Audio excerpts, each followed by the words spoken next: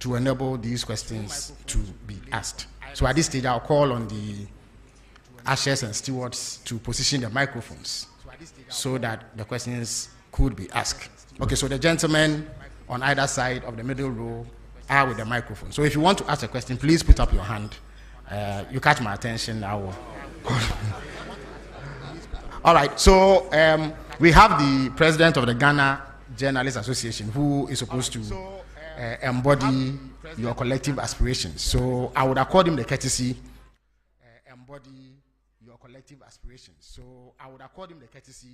of asking the first question.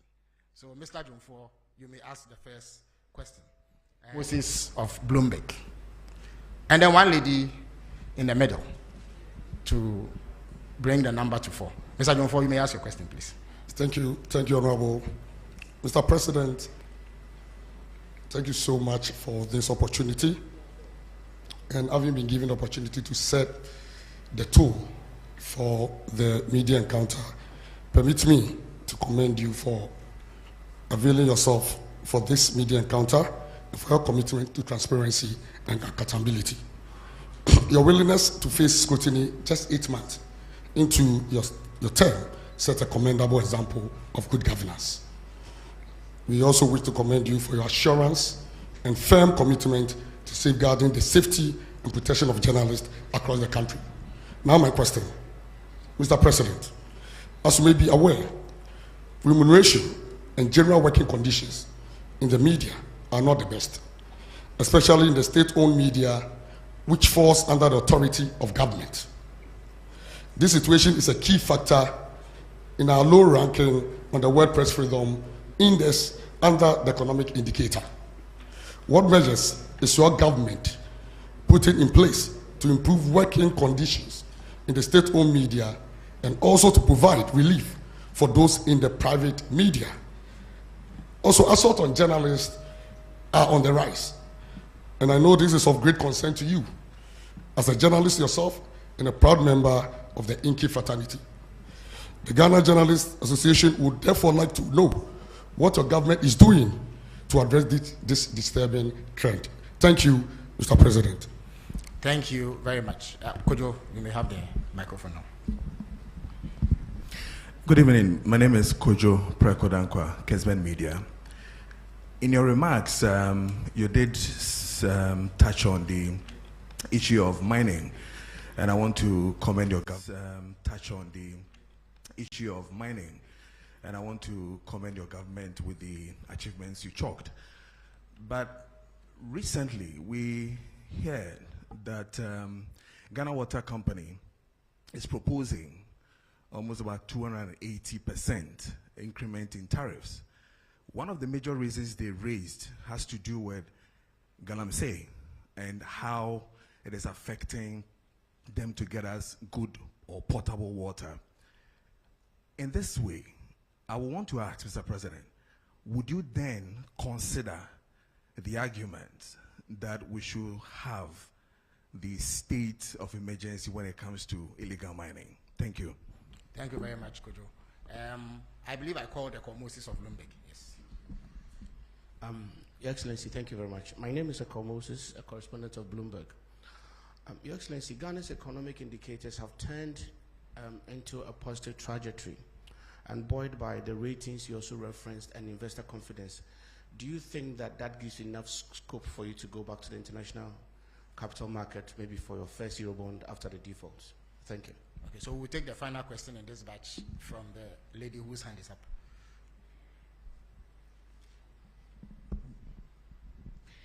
Medase, Ediame Jeso ene apina pukua when near me wo Adam Brand, Sadum TV, and Adam FM. Masembisa Efa and Kania boy and the Yenim say ECG, a proposed 225%. Yenim said me more and tomorrow by a base 2.45. In July, it was slow by 14.75. Then now see him say a bind one is so the 24 economy. What the Bayejuma na Ghana for the Duenya Mufaso. It is say ECG the 225% increment eba. Yenim hawa proposal no any hunkumudi be kone percentage of debate na. ebeko Ghana fo bebre na company say ano yeden ye bisa say betuma nya nsusanso e wo 24 economy no so Ghana fo botum e na ebiom saban be hye se obeso asene eye subsidy ama omanfo ho atoma na medase. So His Excellency the President will field these questions at this stage. Thank you. Thank you very much, President of GGME. Your question is a double question, one on remuneration and the other on assault of journalists. With regards to remuneration, I would say that it's not only journalists in the state-owned media who are dissatisfied with their salaries. Public service salaries are not living wages. I agree with the TUC that we must work towards a living wage. All of us are dissatisfied with the salary we get as public servants. The private sector offers better remuneration, but that's why we have to work together to grow the national cake so that we can pay ourselves better. And that is why there's agitation for cancellation of Article 71 in the Constitution, because we all must feel the pinch so that we can grow things together. But when you cushion a certain constitutional class and they have more cushy remuneration than the other people, then it creates a kind of discrimination between public service. And so our advocacy has been for an independent emoluments commission that would deal with the salaries and wages of all persons in the public sector so that we grow those wages together. In our first incarnation under Professor Mills, we established a single spine salary structure. And that salary structure was supposed to uniform out wages in the public sector so that the disparity persons in the public sector, so that we grow those wages together. In our first incarnation under Professor Mills, we established a single spine salary structure. And that salary structure was supposed to uniform out wages in the public sector so that the disparity would not be too wide. So if you are a secretary in GBC compared to a secretary in, say, Bank of Ghana, there will not be that very wide disparity. Unfortunately, the single spine atonsium, because of the inability to maintain the discipline in public sector wages. Over the last 8 years, the group that is able to strike the most gets more addition to their wages than those that don't go on strike. And so the disparities have occurred again. And so we're in consultation with organized labor to see what we can do about reforming public sector wages. And I'm sure that if those wages are made better, journalists working in the public sector would also have an improvement in their remuneration. With the private sector, government does not have control there. And what happens is we have such a proliferation of private media that advertising revenue is not enough, to be able to maintain the kinds of salaries that we all expect. Maybe if we had fewer, then the advertising revenue would go around and people can have more. But our constitution guarantees freedom to establish a media of mass communication. And so you cannot restrain how many radio stations you have or how many newspapers you have. And so it's something that we have to live with for a while. Natural competition will phase out the stations that are not competitive, and those that are able to survive will see that they're able to make more money from advertising. The main revenue for media all over the world is advertising. And so we'll see how that goes. I've condemned assaults on journalists in any form. Journalists are doing their job, and their job is to bring news to the doorsteps of our people and to inform them, educate and entertain them. And so at every event you will have journalists there. Unfortunately, some security personnel have developed a penchant for just harassing journalists. And so it's a matter of educating people.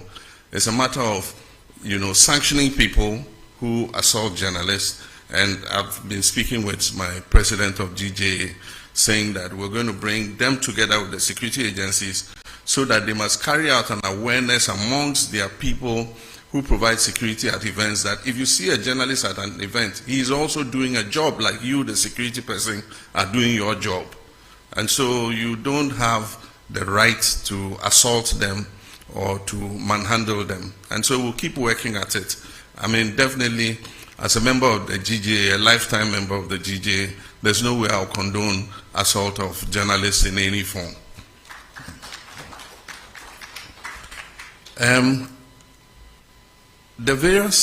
We do occasional review of tariffs. And when these tariffs are about to be reviewed, proposals are requested from the utility organizations. And so I noted that recently Ghana Water presented their proposal, and Electricity Company of Ghana also presented their proposal. It doesn't mean that the proposal they present is what is going to be implemented. We have the regulator, which is the PURC, that looks at all the factors, including the exchange rates, including the cost of production and all that, before they determine what increase in tariff is allowed. And so the fact that you hear that water company says they're going to increase by 200 and something percent does not necessarily mean that PURC is going to allow them to do that. Now, meaning about Obusa ECG then also, the same for both utilities. ECG so I propose 200 and something percent, but I know interest PURC budget to say omuntimi into electricity tariffs musa. Ombeshe nyoma a core electricity production mu to say fuel nesan nyoma ni nyina ansana omahwe senior omo de tariff ne besi na MRP no at the frontier your tariffs akosro ne say nipa bebre entua enti wo hwe ECG say your case commercial and technical losses are almost 42%. I just say of electricity almost ton almost to me eje ehun aketua of only about 58%. Na eno anka wiase afa na bia ankasa edwuma ya se wo ye edwuma bia na bibia wo ton bia wonya just return of 58% anka by now edwuma na gu nso akoya aban de se ekire so na aban abeboa ekire so na aban abeboa enti afi de ya sesa omo hwe edwuma no so na ya kenya omo se omo sorry na omo nante na nia onkrofo mu wia iram kania no ni ade nyina yencheche omo na yentwe omo aso efise se yen na etwa ebema eton no ebo na bafom enti ejuma yebegu so aye Bloomberg, yes, we're quite happy with the outcomes of the reforms that we have been implementing in the economy. And we have survived without going to the capital markets. We've survived without borrowing. Who could have thought some years ago that Ghana's economy could be run without going to the external market to borrow? And yet, we've survived. And so we shouldn't be in a hurry to go back to the capital market. All we've done is to reorder our expenditure and push funds to areas that are of priority. And so that's all we've done. Fiscal discipline, not spending money on wasteful, political interventions and all that. And that is already showing the successes in the market. I mean, we've gone from negative 3.4% on the primary balance to positive 1.1 as at now. And by the end of the year, we'll achieve the target. I'm sure we'll overachieve the target of positive 1.5. And so it's all about discipline in expenditure. And so for me as the president, I would not favor a quick return to the international capital market. I think we should go like this for a while and consolidate the economy before we look at external financing. Thank you. Thank you very much, Your Excellency. Now, having taken a set of questions from this side, I would go to this side and take 4 more questions.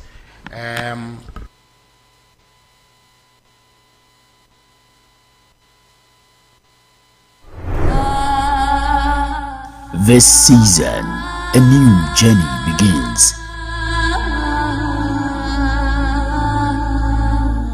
Faith, character, brotherhood, sisterhood, strength.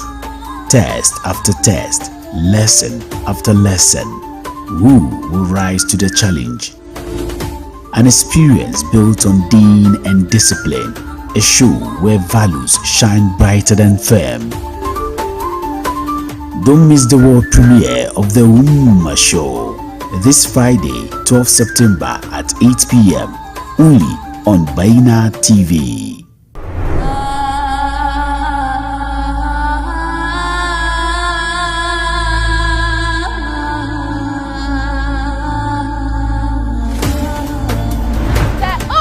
Show. Definitely different.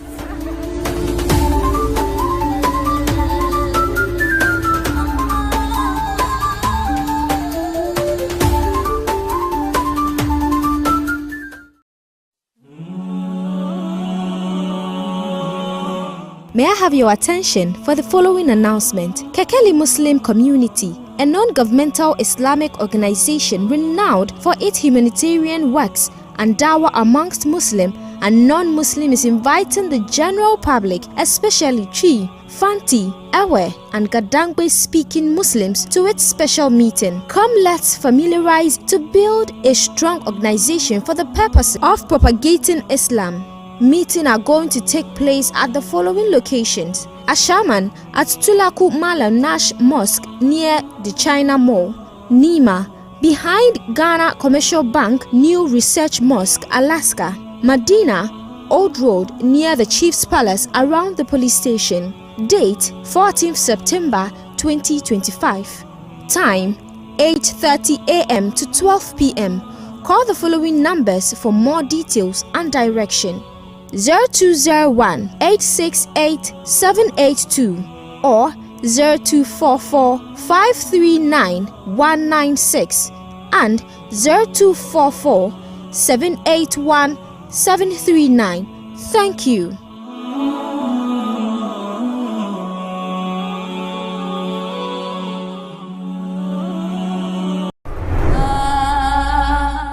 This season, a new journey begins. Faith, character, brotherhood, sisterhood, strength. Test after test, lesson after lesson. Who will rise to the challenge? An experience built on din and discipline. A show where values shine brighter than firm. Don't miss the world premiere of the Ummah Show this Friday, 12 September at 8 p.m. only on Baina TV.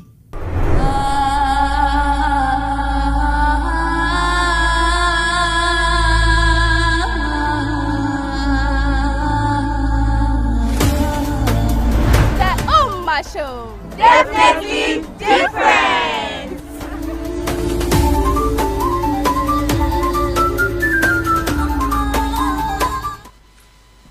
Mr. President, Kemenia Mano, I'm the host of TV3's Hot Issues. We look forward to your return to the iconic show. I want to talk about the local currency, the cedi. In the second quarter of the year, we saw a very bullish rise in the value of the cedi. We are not seeing the same in the third quarter. So far, we are told that it's lost about some 13%. When it was on its rise, the IMF had warned that the country was over-interfering, which is why we were seeing the performance. My question tonight is, Mr. President, did you manipulate the performance of the cedi? Is that why we are seeing the cedi fall as quickly as it is today? How do you explain this decline in value in such a short period of time? And what's the plan to revive it? Thank you very much. Nana Mejakwa has the floor. Patron Nana Mejakwa, TV. My question is oral. And say, Mr. President, what can PFA oral? Now, the last accountability series, Attorney General, a statement in Pesemi Redi Kakami quoting Kakranami to us with I wish to remind you of the fact that when I announced the Kwabena Edubwahi investigation, I was blunt in stating the fact that I am open to engaging in plea bargaining with those who have been investigated and found to have looted or stolen state resources. I means no words about my intentions and will therefore not shut the door to any accused person willing to enter into negotiations with my office for purposes of reaching a plea agreement. Yenim se ya Criminal and Other Offences Procedure Amendment Act 2022 plea bargaining. But my question is say you fight corruption. That's Attorney General, State Attorney say we be na pono de ato ho no mo a say we loot state resource and as a fund bra then we negotiate. Does it mean say we beti asese sika na me fire no metua ye gyan no ana ndi wo ho no mo ana. My question, it does. Justice from Shinhua News Agency. Thank you very much, Mr. President. My name is Justice from China State Media, Shinhua News Agency. Looking at the global trade crisis that was ignited by the United States President, people have been wondering what countries like Ghana would be doing as a response. But we realized recently that the Chinese government has actually granted all African countries a zero tariff into their market. What will Ghana be doing to take advantage of that for our trading to be boosted as a substitute to what we may have been losing from the United States side? Thank you. Before I take the final question from here, let me indicate that we are joined by journalists from across the regions through the power of technology. So as and when the technical folks sit down me, I would ask them to also contribute to this question and answer session. Alfred, you may have the last word in this batch. Thank you. Good evening, Mr. President. My name is Alfred Okanse. I work with TV3 as part of Media General. Just on the back of the oral question that was asked by a colleague of mine. Over the weekend, we had the General Secretary of your party indicate that there are some NDC lawyers who are cutting deals with some persons who are standing trial for acts of corruption. Is this statement one that you're minded by? And if you are, what are you going to do about this, especially because of how committed you are, as you indicated, to pursue oral because the Ghanaian people expect that you should do so? Thank you. Thank you very much, Alfred. Now we are joined by William Menta from Rich FM. So William, if you can hear me, you have the floor. Okay, so my name is William Menta from a Asimposu-based Rich FM Central Region. And Mr. President, Central Region is known as the heartbeat of education and tourism. Yet our people still struggle with unemployment and underdeveloped infrastructure. What specific steps is your government and our strength into real jobs and opportunities for the youth? Thank you. Thank you very much. Your Excellency, you may answer this question, sir.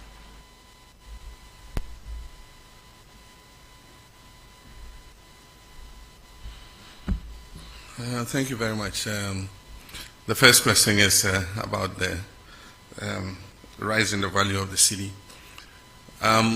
We recognize a very steep appreciation in the value of the city in response to the reforms that we were carrying out. And for those of you who listened to me, there was one occasion where I said, people were asking whether it will go below 10. And I said, it is dropping, but it will find its true value. It was undervalued at 16, and it probably is overvalued at 10. But somewhere between there, we have the real value of the city. And so I believe that it is about stopping rapid depreciation of the currency. Almost every currency would realize either depreciation or appreciation in the course of a year. But when you have steep depreciation, of about, like we had in 2024, 25% depreciation in the currency in the first half of the year, it makes planning difficult. And so, yes, Bank of Ghana has been intervening in the forex market, but they've withdrawn. And what happened was that because of the rapid appreciation in the value of the cedi, we saw an exponential increase in imports, because then people could buy cheaper dollars and so they could import more, which is a natural economic phenomenon.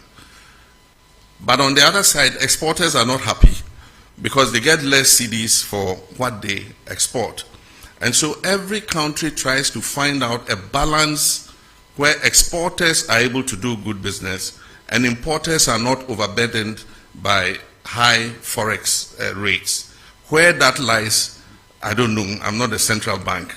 But the cedi is making an adjustment, and I believe that it will settle at a certain rate, and we will make sure that any depreciation that occurs in the value of the cedi is within a margin of about 5% per annum. That is what we target. And so for now, there's still speculation. It's also coincided with a period where we saw a reduction of 50% in remittances, because citizens in the diaspora were taken aback by the rapid appreciation of the cedi. And so if somebody was building a house, if he was going to send $100,000, it meant that he was losing a certain percentage of that 100,000. And most of them would decide to adopt a wait-and-see attitude and say, oh, no, as for cedi, it's not possible that the cedi can regain its value to that extent. By all means, it will go up again. So I'll hold back my remittance until the cedi goes back up. So we saw a 50% reduction. But there were also some other factors. There were some money transfer companies that were collecting cedis abroad and not repatriating collecting dollars abroad and not repatriating the dollars. There were other which we're investigating. There were other cases where people applied through the commercial banks for foreign exchange to cover imports, and those monies are transferred to pay for imports, but the imports never came into Ghana. And we've studied a period of 4 years, and over the period of 4 years, about $42 billion was taken out of this country without the corresponding imports coming into the country. And so we started sanctioning some banks, and soon we'll start interrogating some individuals who ostensibly took money out against imports but never brought those imports. We want to know what happened and if there was wrongdoing to sanction whoever it is. While we work to stabilize our economy and improve the value of our currency, we must protect that currency, because a strong cedi is good for all of us. But when that happens, some people try to take advantage of it. And I think that we should all condemn anything like that.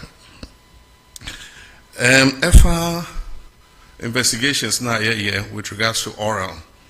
Senya Okayano, MPP address almost the Shishebi by Ayemra se abine woody FR case be home say ebia wafesika na bibia o akwenya obetimi aka say you ene aban case na mode kwedu amode bomeno me sande sika na say agudie bia na say bibia mode bomi kwedu no me sande aba se ne be ya bomfa menkoto how do they call imprisonment? If you ask him, family got to if you ask it. Enti ayemra edaho. Enti obi ayabo no kwedu bia ewo to me say obeka say you ene yentwa so na memfa say imra na yenjai sa eyuno.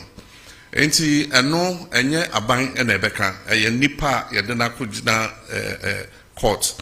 And so se oka se o munjai asem no mu na memfa semra na se agudie bia me fa ye me famra na se japade bia me fa ye me famra na se bibi aban wa kwanya se ye beka se de bi yenje na ye beto aso any case no enti ejina case no ene ni anipa ne ye enti still aban wo to me say even though wako emra na se aka se me pese me san ede bibi bema aban na aban eja case no mu aban betimi aka se de bi yempe yenje enti eno a case by case se o sheda ede adwembone ewia yesika a echese eso a ye nyina echese I don't know how to explain.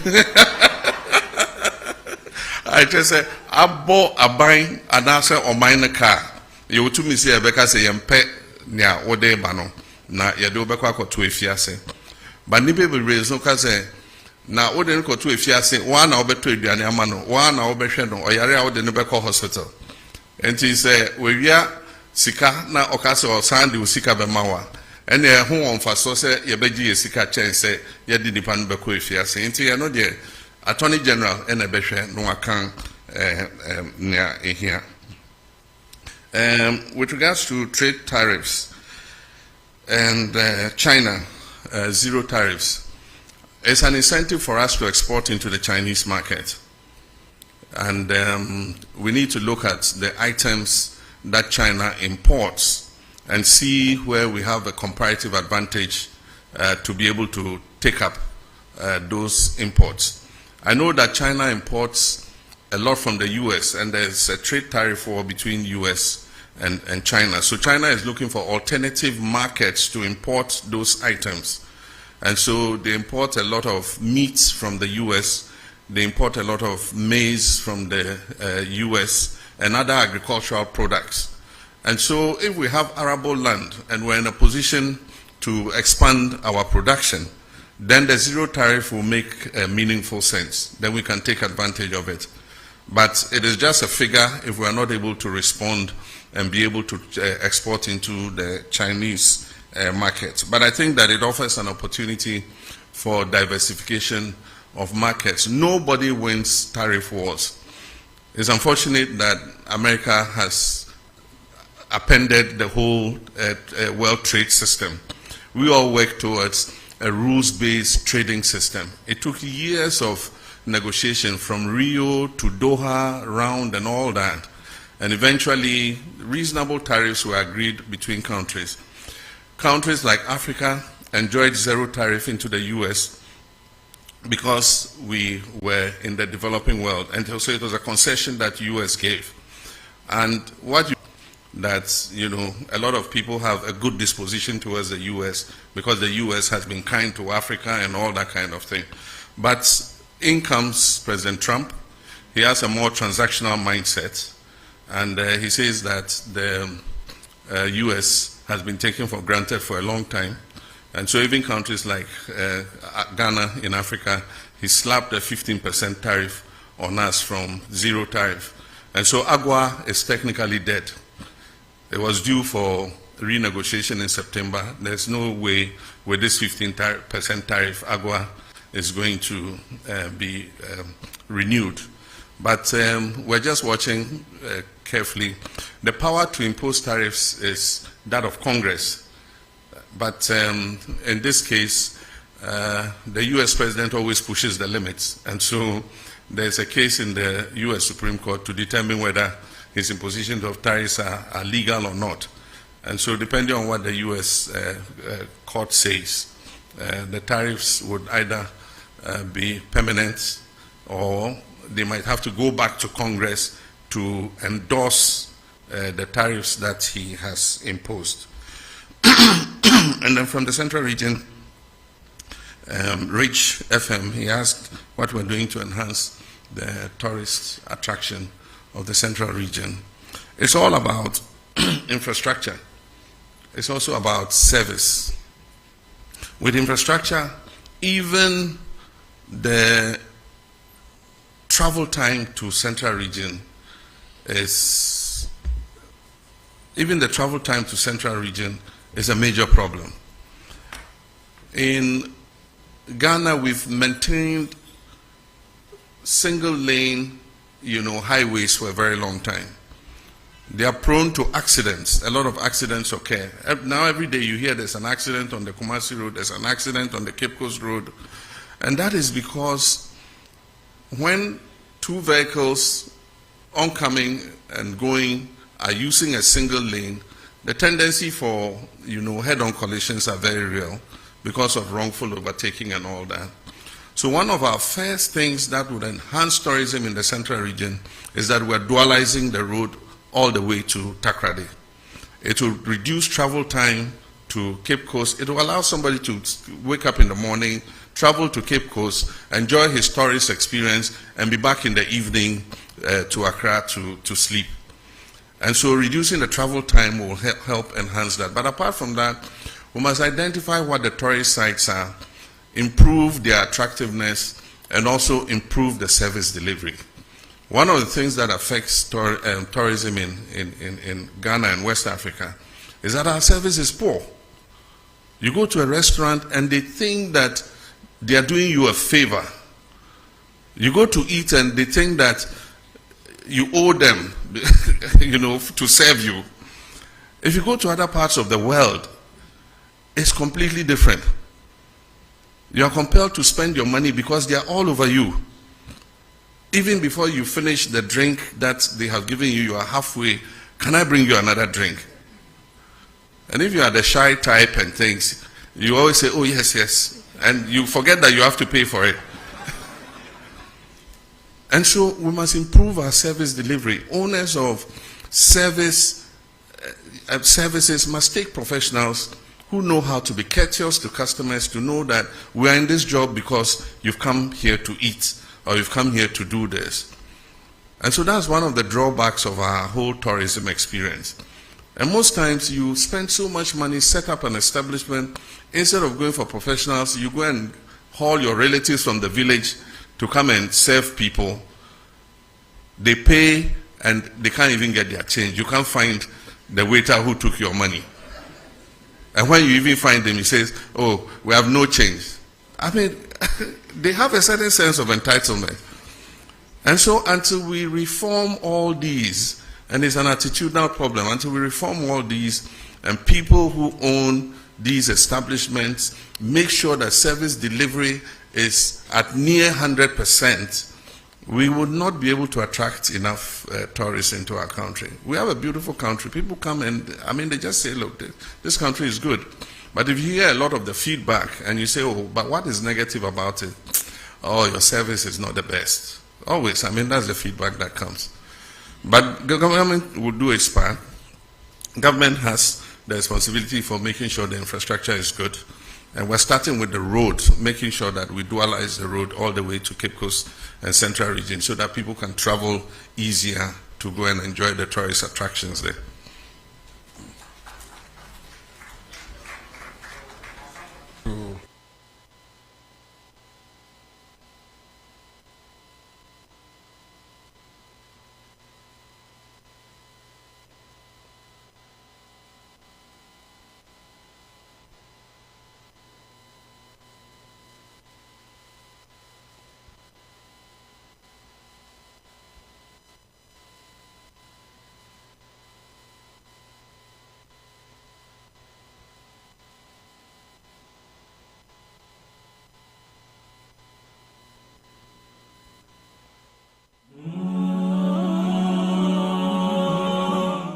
Mr. Onyadaje ne tie amanebo edisu Kekeli Muslim Community Islam adwumaku a ensha abanse ayeboa ehiafo esanchechre Islam osum twi akra ma otumfo Allah etun safre adasa titiru muslimifo a ekatwi Fante ewe ni gadangbe kasa ahodo de ba woni hyiemu kese ebekoso wo mia ahodo won krama mu ha Brama yemfa adwene wokwa yebefa na yetu anamon a yede mpuntuo bebre Islam osum no nhyiemu no bekoso wo bia edidisui Ashaman Otulaku Malam Nash Masalachi Aben China Mall. Wani Manso Ebekoso wo New Research Mosque Awa Ghana Commercial Bank Dan Kesianechi Alaska Madina Fobe Shiamu wo Old Road Chief Palace in Chemu wo Police Station wa date 14th September 2025. Branch Yemuno Bekoso no ye anopa 8:30 kosi ewia 12. Se wo hia nchechemu bia frɛ number edidi sui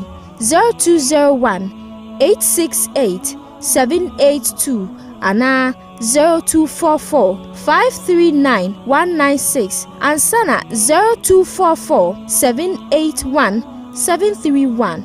Medasi.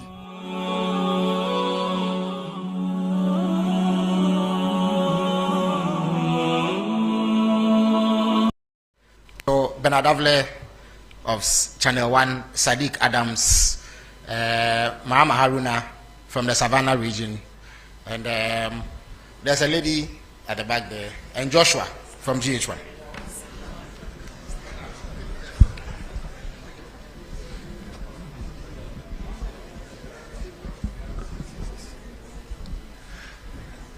Thank you, Felix.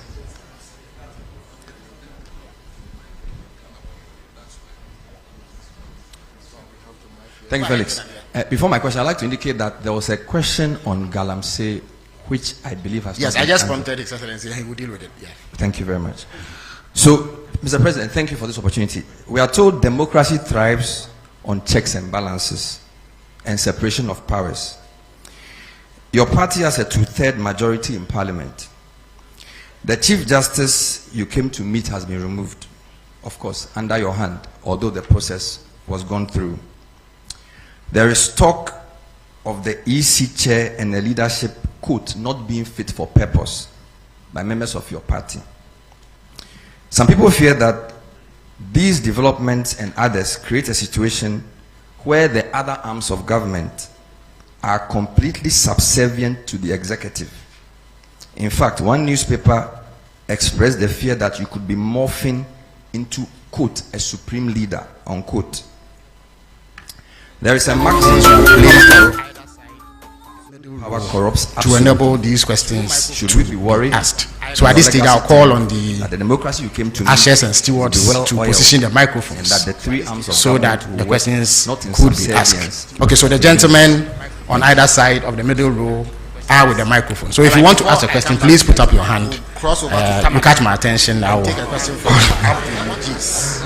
All right, so we have the president of the Ghana Journalists Association who is supposed to embody your collective aspirations. So I would accord him the courtesy. President, good evening. My name is Ba Abdul Mugiz from Tamale.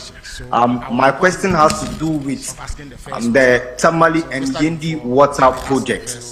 I would like to know when of Bloomberg, and then one lady in the middle to bring the number to 4. Mr. Jonfo, you may ask your question, please.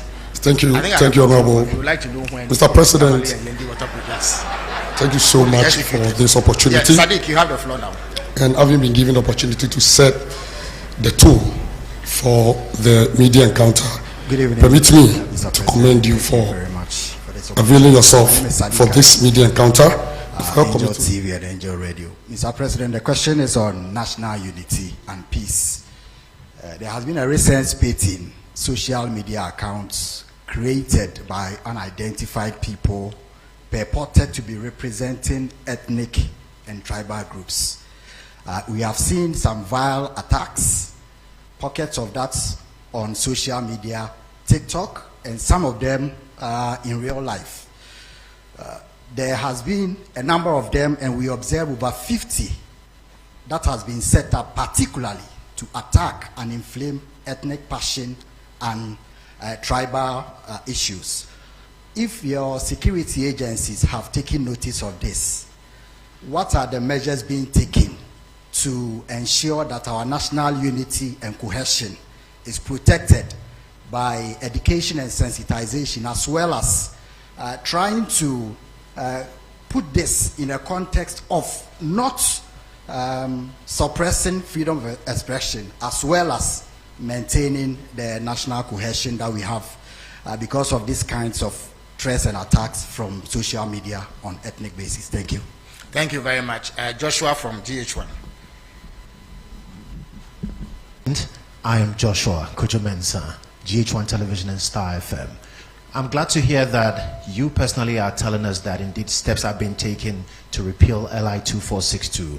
But then I want to find out from you, the pro-environmentalist groups and then civil society, they want this declaration of a state of emergency.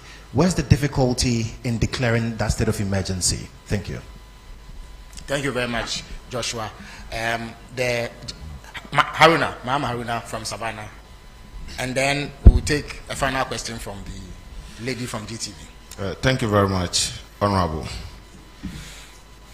My name is Mahama Haruna, as you rightly said, from Savannah region, Inkligi FM.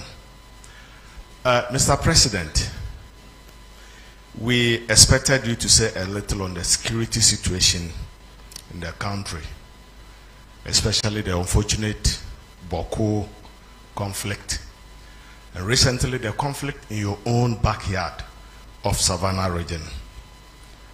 I know how uncomfortable you are with the conflict in your backyard between Gonjas, who are the landlords, and the Brefos, who are the settlers. They've coexisted for about 100 years until recently. I know you are more worried because almost everyone in your backyard, Gonjas, Brefos, will always vote for you massively, sometimes almost 100%.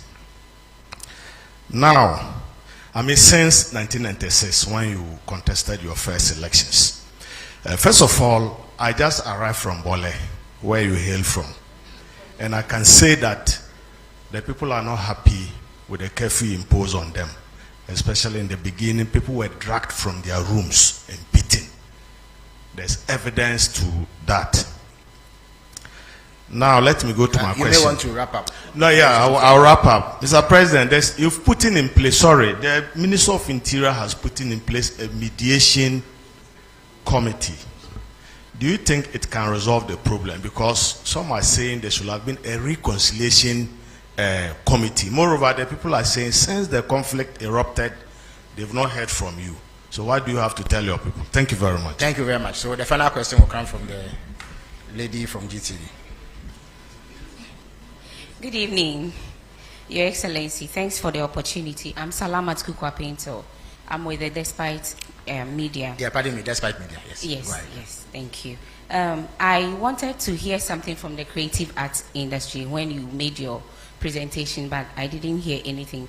The question is that you have shown how you want to bridge the unemployment gap, but I want to find out that how do you intend, or can you tell us what plans you have in using the creative arts sector to solve the high unemployment? And also, please, I would like to hear what is happening with the Black Star experience. Thank you. Thank you very much. So His Excellency will now answer these questions.